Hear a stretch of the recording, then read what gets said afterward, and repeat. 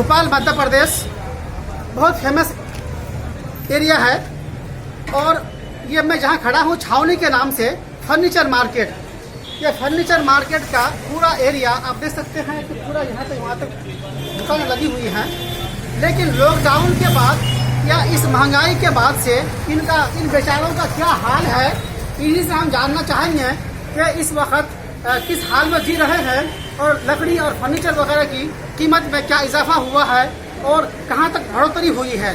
इन्हीं सब मुद्दों को लेके मैं आज यहाँ इन सब से जानने के लिए आया हूँ। मेरा नाम मोहम्मद शकील है। शकील, बताओ कि लॉकडाउन या इस महंगाई में फर्नीचर का काम डाउन हुआ या क्या हुआ है? लॉकडाउन के बाद तो फर्नीचर का टोटल नुकसान ही हो रही है। हर कर्मचारी, कारीगर, व्यापारी, हर आदमी का नुकसान में बैठा। हाँ, 99% आदमी नुकसान में जा रहा है। लेकिन काम देख के तो लगता नहीं ऐसा काम अच्छा चल रहा है अंदर। नहीं, अंदर काम तो वो कारीगरों का काम है, उनको काम तो देना पड़ेगा हमें जी। नहीं तो वो नहीं, जब आपका माल बिक नहीं रहा है आगे से, कारीगर काम कर रहा है, माल बना रहे हैं, तो सप्लाई कहाँ होता है फिर? सप्लाई हो ही नहीं पा रही है ना, व्यापारी नहीं आ रही है। माल रखा हुआ गोदामों में रखा हुआ, घरों पे रखा हुआ, लकड़ी पे प्रतिबंध लगा दिया, टैक्स लगा दिए, पेड़ काटने पे पाबंदियां लगा दी। लकड़ी महंगी मिल रही है।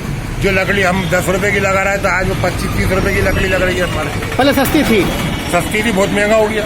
अच्छा, गवर्नमेंट से यही कहना चाह रहा है कि बेचारे गरीब लोग शादी करते हैं, क्या मालूम कैसे चंदा इकट्ठा करके, जी, चंदा इकट्ठा करके शादियां करते हैं लोग। बहुत से लोग चंदा इकट्ठा कर करके आते हैं यहाँ पर के चंदा इकट्ठा करके दे, तो उन लोगों की शादियां नहीं हो पा रही क्योंकि फर्नीचर महंगा हो रहा। क्या शादी फर्नीचर जरूरी है? जरूरी क्यों नहीं है, बिस्तर तो चाहिए ना आदमी को, फर्नीचर तो चाहिए। वो तो तखत में भी हो जाएगा अगर गरीबी है तो। अभी ऐसा भी नहीं है कि मतलब आप करना चाहेंगे, आप बता नहीं शादी में आपने खुद नहीं लिया होगा कुछ ना कुछ जाए। मेरा नाम तो बाबू मंसूरी है। बाबू भाई, हाँ, लॉकडाउन के बाद या यूँ कहें कि 21 में महंगाई से फर्नीचर पर क्या असर पड़ा है? महंगाई से साहब बहुत असर पड़ा है इसमें। जी। वो चाइना का जो माल आता था दिल्ली में, जी, वो मोदी जी कह रहे हैं कि हमने ना मतलब चाइना से लेना खत्म कर दिया है। महंगाई के इतने बुरे हाल हैं कि 210 की पिलाई आती है, वो 400 रुपए की आ रही है। जी। फ्लावर पिलाई जो है 350 की आती थी, 650-700 रुपए की पिलाई आ रही है। और जंगल बुट की जो शुभ अमूल की गांव से लकड़ी किसान लोग लाते थे, वो खेतों में जो फसलों को नुकसान करते हैं, पानी वगैरह चूसते हैं, ज्यादा 500 मीटर का पानी खींच लेते हैं। जी। तो वो वाली जो लकड़ी है वो किसान लोग लाके इधर बेच देते थे, तो कुछ उसमें चिरवा के भी ले जाते थे। वो वाली लकड़ी पे सरकार ने शायद बेल लगा दिया। वो गवर्नमेंट ने बैन लगा दी? हाँ, एमपी गवर्नमेंट लगाई है। एमपी ने गवर्नमेंट कब तक के लिए? ये इसका कोई उन्होंने नहीं बताया। कह रहा है टीपी से आएगा, इसको हम अंदर नहीं घुसने देंगे, 50-50 हजार का चालान बनाना, कभी कोई घुसने जैसे सागौन। जी, आप बताइए, इस वक्त जो आप लोग फर्नीचर बनाते हैं शीशम या सागौन से?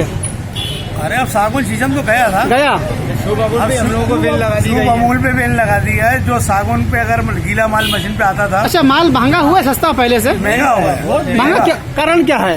कारण ये है कि लकड़ी में डिपो पे लकड़ी कट नहीं रही है। मोहम्मद शराफत साहब, लॉकडाउन के बाद या इस महंगाई में फर्नीचर का क्या हाल है?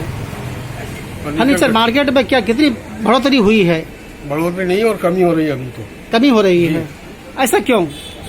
तो हालात की वजह है। नहीं, हालात डाउन किस लिए हुआ? महंगाई की वजह से। और क्या महंगाई के? कोरोना वाली महंगाई या पेट्रोल की महंगाई? कोरोना वाली महंगाई या पेट्रोल की महंगाई, सभी महंगाई है।